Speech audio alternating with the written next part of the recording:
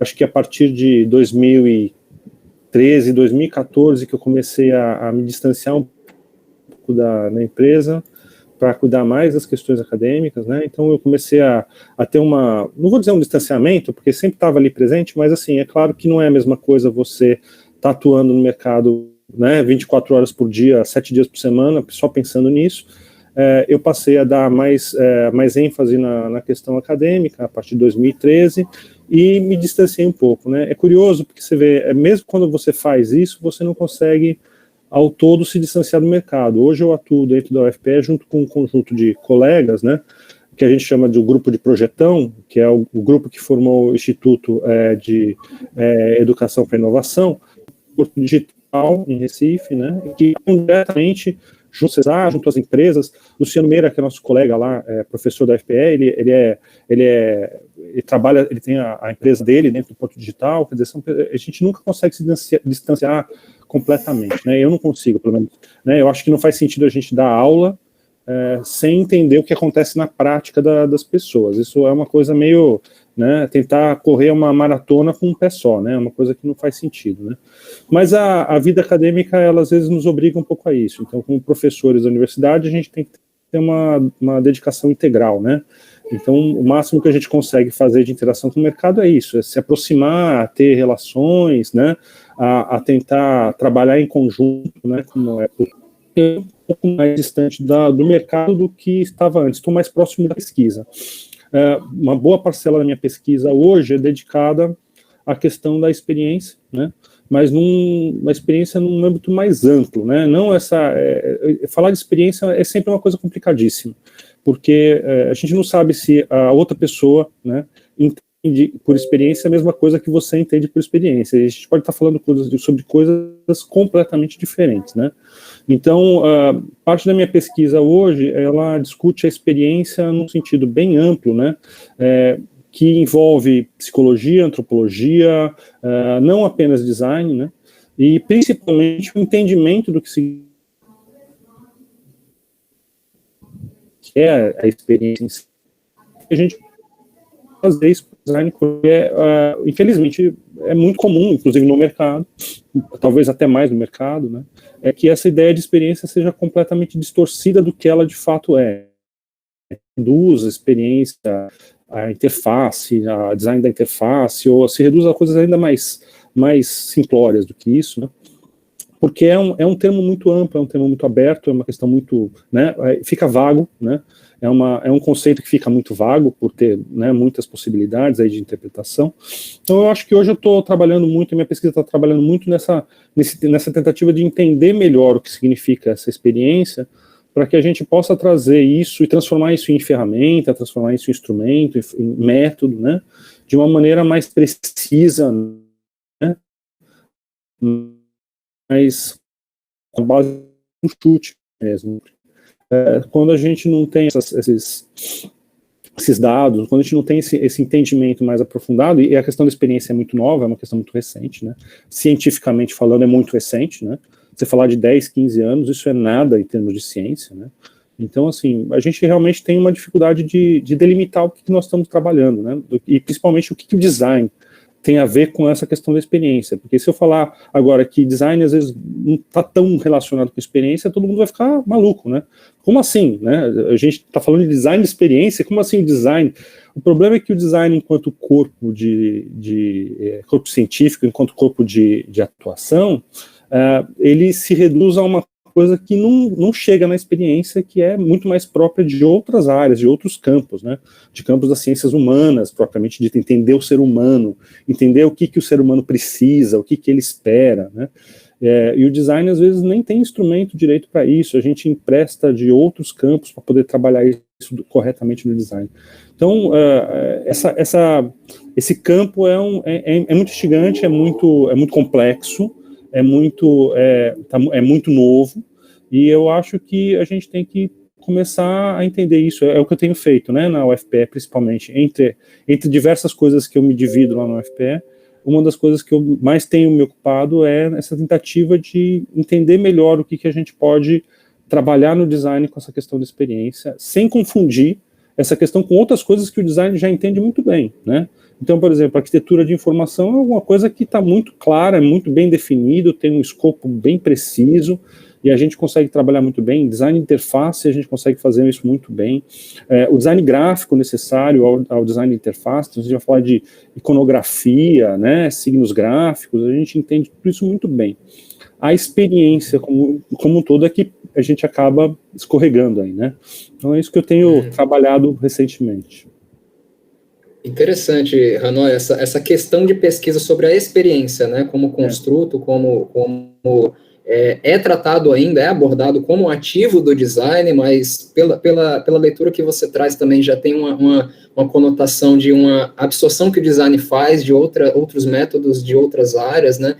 Muito legal essa perspectiva, né? Bem interessante.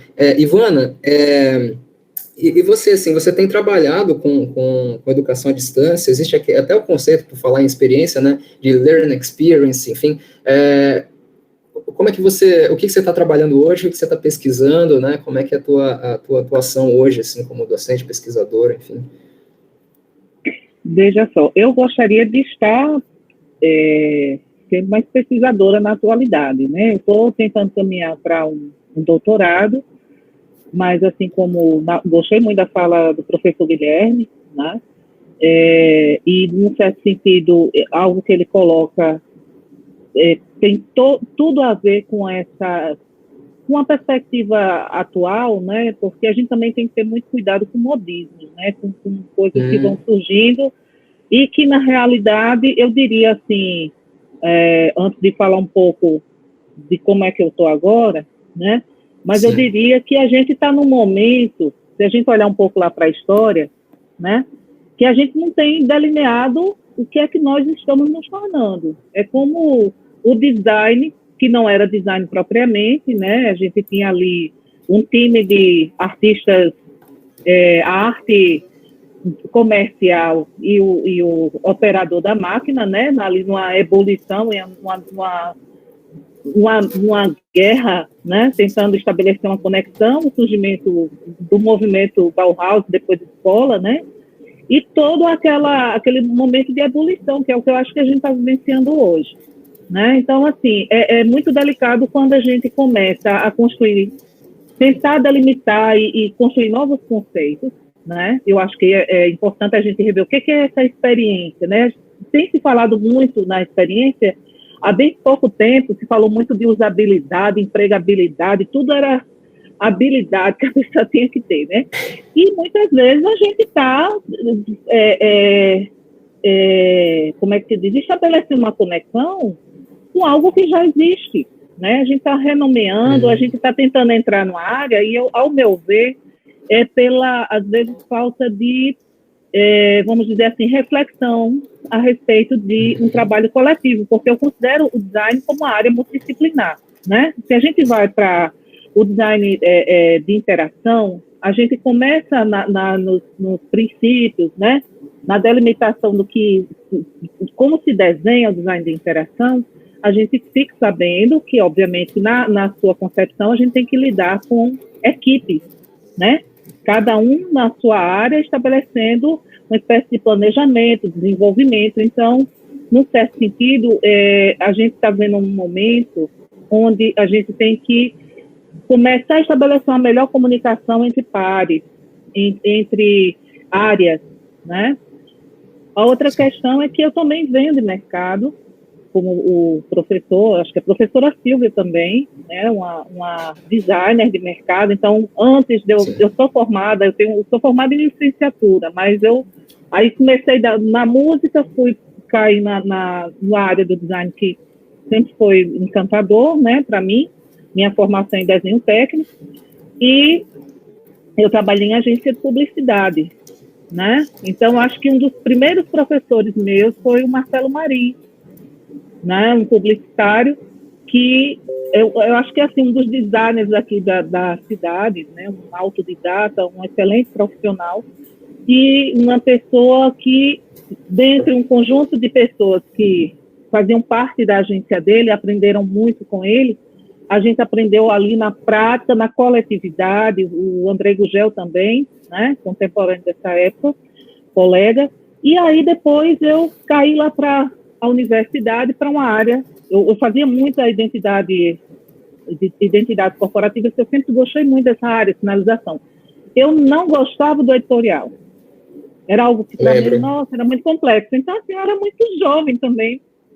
Tenho 45 anos, na época eu tinha uns 20 e poucos anos, uma área que eu não gosto. Então, eu comecei a trabalhar lá na editora, a fazer alguns trabalhos de freelancer, e meu pai era livreiro, então, assim, foi uma coisa que foi inevitável. O mundo do editorial, para mim, a complexidade que é a gente estabelecer um projeto gráfico, né, olhar para quem você está produzindo acima de tudo, porque a gente cai no equívoco no início dessa profissão, de que é aquele momento onde você vai mostrar do que você é capaz de produzir, né? E, na realidade, a gente tem que olhar para aquele sujeito que vai receber aquele produto, né? Nem tanto para o cliente, muito embora há muito personalismo nisso, muitas vezes, né?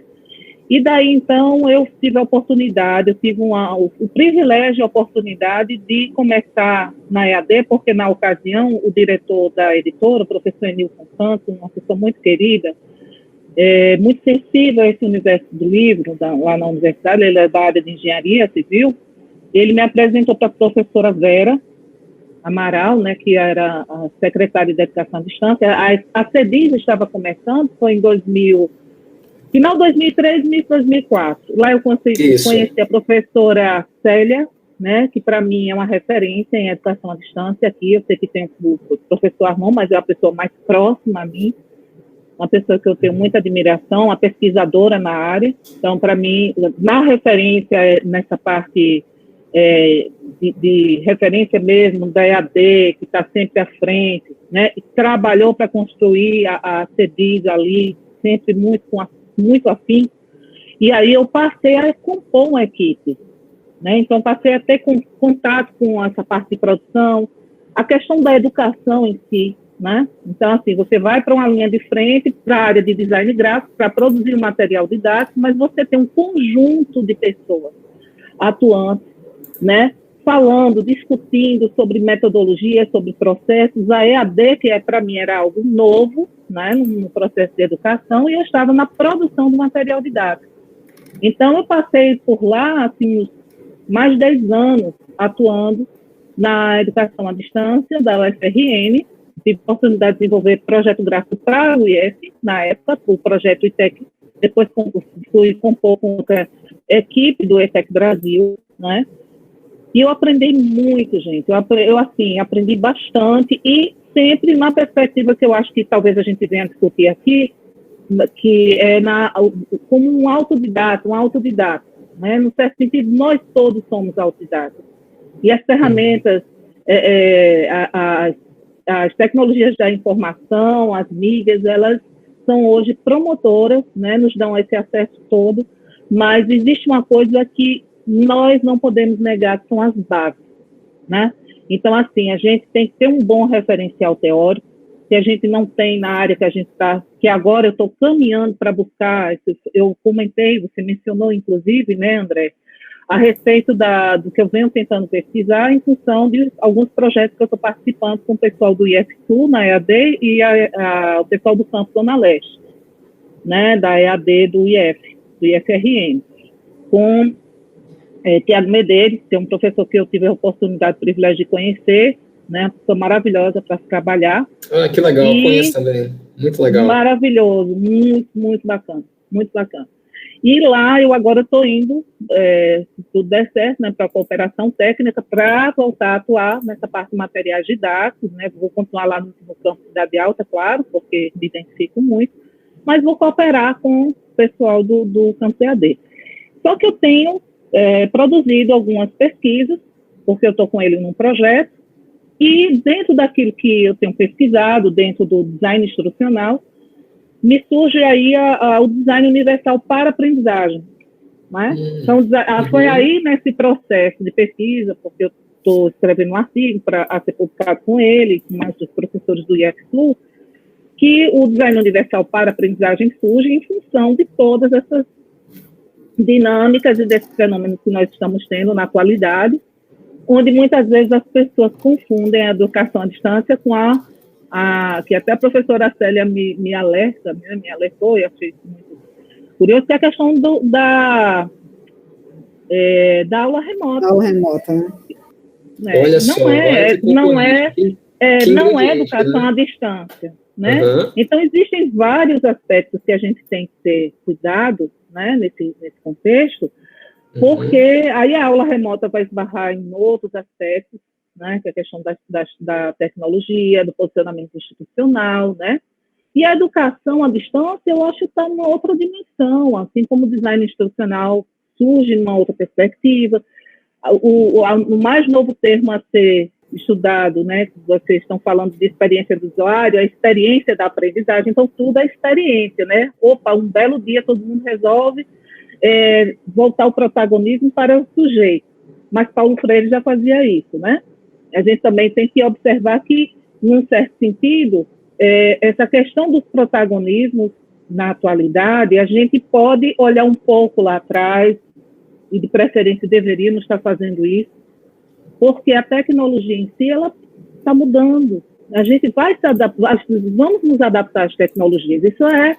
Isso é algo muito natural, né? Atualmente são as tecnologias computacionais e o que está por vir, né, que é a inteligência artificial, a hibridização da realidade virtual aumentada, e aí a gente vai descambar para outro contexto. Mas o que eu acho, assim, só para concluir minha fala, não tomar muito tempo, é que muitas vezes a gente poderia, né, o primeiro ponto é estabelecer essa capacidade, habilidade de conseguir nos comunicar com diferentes áreas do conhecimento, né, como equipe, e outro olhar um pouco lá atrás, nas bases teóricas, né? Caso contrário, a gente vai estar à mercê de cobranças, vamos dizer assim, a exemplo do que nós temos hoje, os influencers, blogueiros que falam sobre diversos assuntos, como o Felipe Neto, que tem é um bom comunicador, né? Um cara que se comunica bem, mas está longe de ser um educador. Então, a gente tem que ter muito cuidado com isso, né? Educador tem uma outra dimensão. O comunicador, ele pode trazer assuntos. Você vai ficar na passividade, mas o educador, ele tem uma função diferente, né? Então, acho que a gente falar de educação e a gente falar de tecnologia, a gente, às vezes, tem que delimitar um pouco desses espaços, sabe? É isso. Não sei se eu... Muito bom, Ivana. E essa reflexão de educação e comunicação, que entra muito, você citou o professor Arnaud, né, na educomunicação também, que ela tenta entender esses componentes, né, da educação.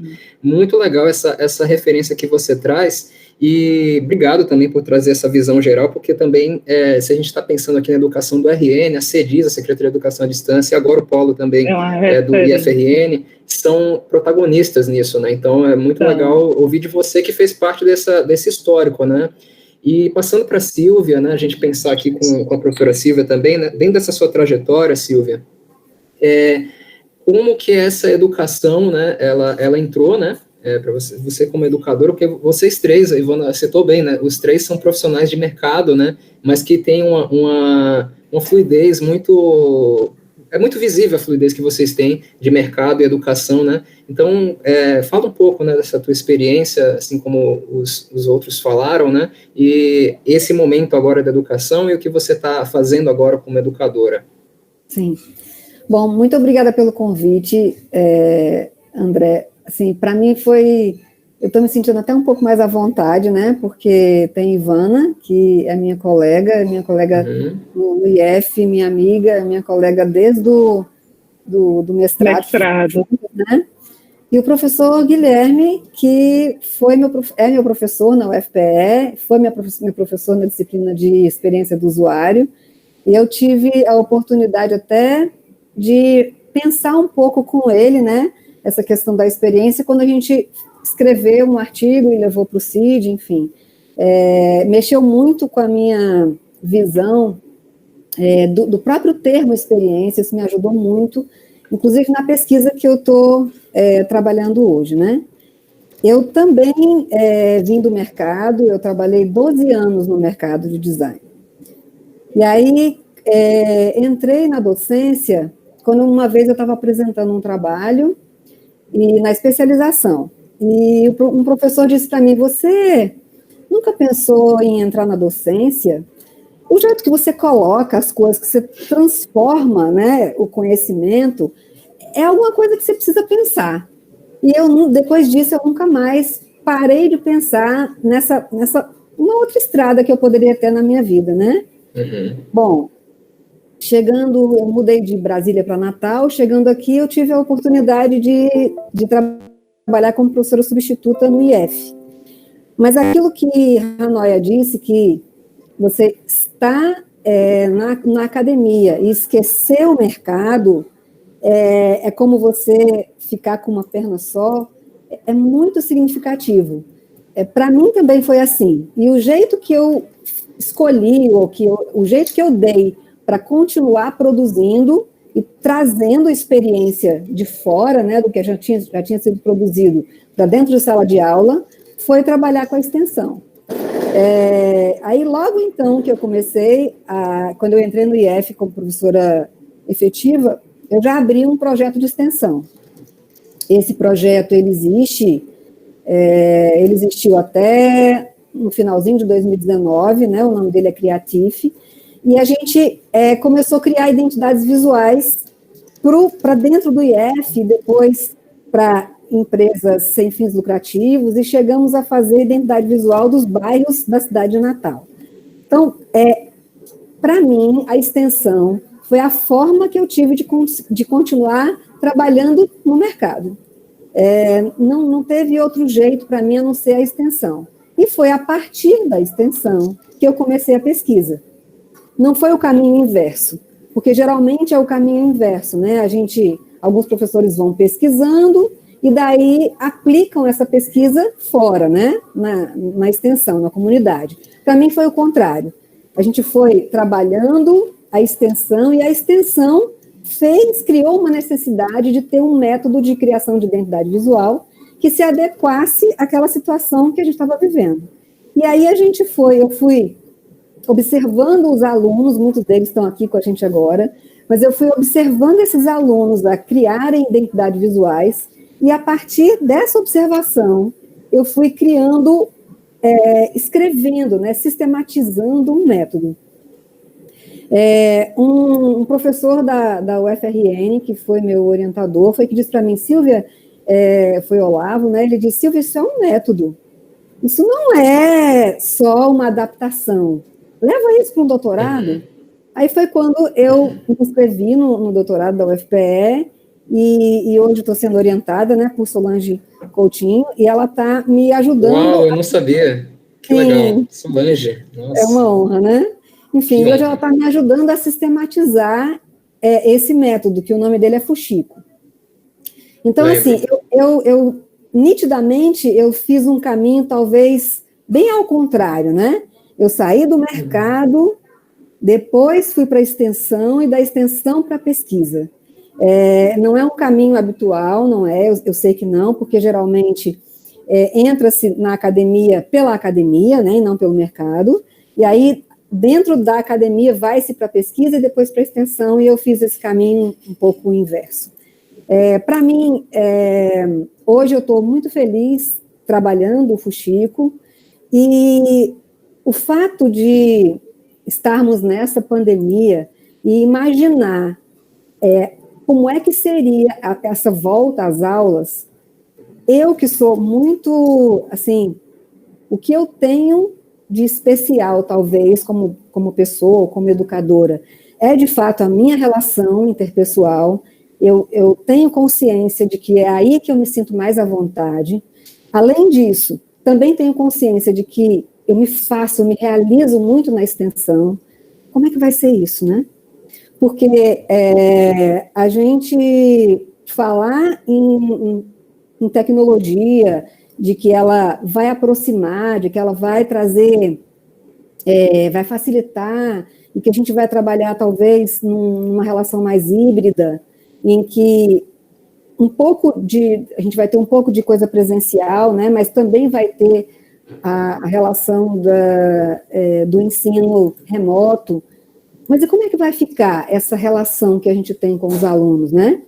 Que é, de fato, o lugar onde eu me sinto mais à vontade. Eu confesso para vocês que eu fico um pouco receosa, sabe? De como é que vai ser a Sílvia nesse ambiente. Porque eu acho que hoje a tecnologia, ela tem, inclusive, ajudado muito a gente. Ela tem... a tecnologia está deixando, não está abandonando a gente, né? Politicamente falando, eu me sinto assim, abandonada, né? Diante dessa pandemia política que é onde a gente vive, parece que a tecnologia é que está no caminho de deixar a gente mais à vontade, de acolher nossos desejos, demandas, né? As nossas demandas, enfim, né? A gente só está aqui agora falando disso por conta da tecnologia. Eu sei que ela não é algoz, eu sei que sem ela a gente não poderia estar onde está hoje, né? Eu acho que ela veio, de fato, no momento certo. Também acho que a gente vai precisar se refazer, mas, de fato, essa relação homem-homem, essa relação professor-aluno, de perceber, inclusive, num espaço conjunto, né, num espaço igual, se o aluno está, de fato, gostando ou se não está. O que eu estava conversando com você antes da gente entrar, né, na sala, eu acho que o que eu mais vou sentir falta é dessa relação do não verbal do aluno, porque ele diz muito, né, ele diz muito quando ele vira para o lado, ou ele começa a desenhar, ou ele sai na hora que você está começando a trazer um conteúdo novo, enfim, eu sempre trago isso para mim, sabe? O que é que eu estou fazendo errado? E aí muda o discurso, muda o tom de voz, faço uma piada, chamo ele para dentro, enfim. Isso a gente vai precisar refazer, a gente vai ter que repensar. Para mim é claro que não dá para trazer o mesmo conteúdo que a gente fazia na sala de aula, trazer para mudar de ecossistema da mesma maneira. A gente vai ter que se refazer de fato, e isso para mim hoje eu não tenho resposta. Eu vou ser agora aluna da UFPE com ensino remoto. Minhas filhas têm ensino remoto, né? A mais nova tem ensino remoto diariamente. Ela mesma diz, isso não é aula. Tem dia que ela fala, poxa, se é só o slide, por que eu tenho que estar aqui? Enfim, a menor, né, de 13 anos. A mais velha, que está com 20, ela está na universidade pública, então ela não tem um ensino remoto ainda, mas ela já está fazendo cursos, né, à distância, ao mesmo tempo que para ela é um alento, porque ela está estudando, por conta da tecnologia que ela está podendo fazer isso, né, e a gente agradece, claro, mas tenho muito mais dúvidas, sabe, gente, do que trazer para cá hoje uma solução, né? Temos essa tecnologia, temos outra, então vai ser bom, né? Eu de fato, estou até gostando dessa conversa, porque quem sabe eu vou sair daqui com menos angústia, sabe? Do que é que a gente vai fazer daqui para frente. É isso. Muito bom, Silvia. Exato, acho que a inteligência humana como um todo, né, a gente é movido por pergunta, né, assim, a gente não tem a resposta ainda, né, eu acho que, é tão oportuno esse momento, e eu também já estou sendo com muita inspiração, só na fala que vocês já trouxeram, educação e comunicação, alguém perguntou, e daqui a pouco a gente vai conversar sobre a questão de influencers que Ivana trouxe também, né, acho que é interessante a gente ponderar sobre isso também, né, sobre esses papéis nas mídias também, nas mídias digitais, né, como é que elas estão acontecendo e curando também, e para entrar nesse ponto que a gente vai tratar hoje de tecnologia educacional, eu preciso fazer menção ao Gilberto de Menstein, que grande figura que o Brasil perde, né, em função, enfim, enfrentamento aí de saúde que ele passou por alguns anos, né, Gilberto de Menstein é um grande comunicador, né, ele tem um livro com o Mário Sérgio Cortella chamado Era da Curadoria, eu estou com esse livro aqui, recomendo essa leitura do Era da Curadoria, cujo subtítulo é o que importa é saber o que importa. E aí tem um trecho dele que casa muito com esse momento da educação, em que ele diz assim, justamente falando sobre comunicação, né? Você percebe como a comunicação está mudando, não significa que o professor seja, e aí ele falando sobre tecnologias, né? Que as pessoas podem absorver informação pela internet, mas ele diz assim, ó, não significa que o professor seja dispensável, mas que ele é mais importante ainda. Significa o seguinte, vou ajudá-lo a transformar a curiosidade e a dúvida na essência da minha relação. A comunicação dele com o estudante muda. O que não muda é algo ligado a uma palavra simples, relevância. Enquanto for relevante para o indivíduo, pode poder ter informação e viver melhor, ele não vai perecer. Olha que frase interessante, gente. Eu vou lançar para vocês poderem pensar sobre isso, né, sobre essa relevância do docente na educação, essa relação de comunicação que a Silvia ilustrou muito bem, esse não verbal da educação, e como é que está sendo hoje esse momento. A Silvia já introduziu isso, né, o que essas interfaces agora que estão sendo usadas, e Ivana também comentou isso, né, Ivana, isso não é educação à distância, isso são aulas remotas, né, eu queria que vocês, cada um, trouxesse suas impressões sobre esse modelo que que as instituições estão construindo, que vocês estão vivenciando, trouxessem um olhar específico sobre isso, e como é que está sendo a experiência de vocês como educadores e como designers também, né, pensando essa estrutura de design que acontece nessa mediação tecnológica, tá? Começando aí pelo professor Guilherme Hannoya.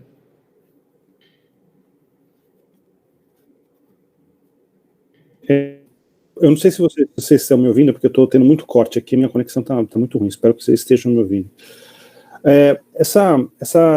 Ótimo. Essa questão da distância, de você atrás de uma tela, esses problemas, e a gente não conseguir capturar, tudo isso que já foi tão bem colocado, né? Isso é tão sério, isso é tão severo para nossa atividade, né, que a gente vai reiniciar 15 na UFPE, e eu fui talvez um dos poucos, mas eu fui um dos professores que era contra. Eu era contra a gente começar as aulas remotamente, uma graduação não vai acontecer, mas pós-graduação vai acontecer. Porque, justamente, essa interface, ela interfere tanto no processo, que você tem que repensar completamente toda a estrutura e toda a maneira com que você dá aula. É justamente por uma questão de relevância. A relevância de um professor em sala de aula é a discussão, né? É a maneira com que ele provoca, né? Então é a interação num professor, e ele já falava isso, ele interage, né? E ele provoca coisas naquele momento, naquele acontecimento, né?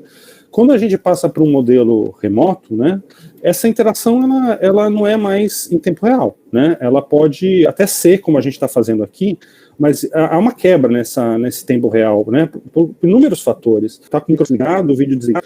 Então, quando você vai para uma sala de aula, você vai dar aula remotamente, pode ser que tenha um aluno que não vai estar lá presente, né, fisicamente, né, ou pior, né, pode até estar conectado, olhando, né, mas assim, está fazendo outras coisas, está com uma aba do navegador aberta no Facebook, vendo postagem dos amigos, no Instagram, né, quer dizer, você perde essa relação do momento, né, por causa desse interfaceamento todo, né.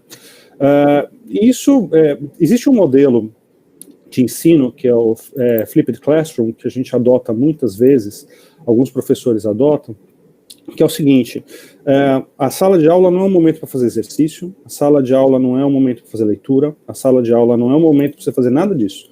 O momento para você fazer isso é na sua casa sozinho. A sala de aula é o momento onde você vai fazer, depois que você fez tudo isso, você vai chegar junto com o professor e com a turma, para tentar discutir e aprimorar isso que você já capturou, né? Então o Flipped Classroom, ele muda a dinâmica de sala de aula. A dinâmica de sala de aula não é mais um momento de você colocar o aluno para fazer algo, é um momento para você ter um momento relevante, significativo, aonde aquele conhecimento que pode ser adquirido sozinho, seja por um vídeo do YouTube, seja por uma aula gravada que vai ser disponibilizada, seja por um texto de discussão. Então, por esses motivos, eu fui reticente a respeito das aulas remotas na pós-graduação da UFPE, porque eu acho que a gente perde a única coisa que ainda é fundamental, é um momento de discussão. Não quer dizer que não seja possível. É possível a gente ter uma aula remotamente ou com outros meios, porque não é só a videoconferência, você pode ter aulas de inúmeras outras técnicas e maneiras possíveis para fazer isso à distância, né? Até um fórum, você pode abrir um fórum e começar uma discussão pelo fórum.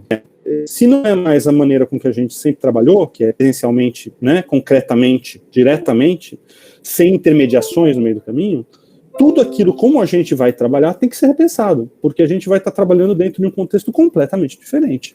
Então a minha reticência eu não acho que é impossível se fazer aulas à distância, mas eu acho que a gente vai precisar de uns 5 anos para repensar todo o nosso conteúdo, a maneira com que a gente trabalhava esses conteúdos, e preparar isso para que isso seja possível nesses modelos à distância, remotamente, ou com outras ferramentas e outras técnicas, né? Isso exige muito tempo.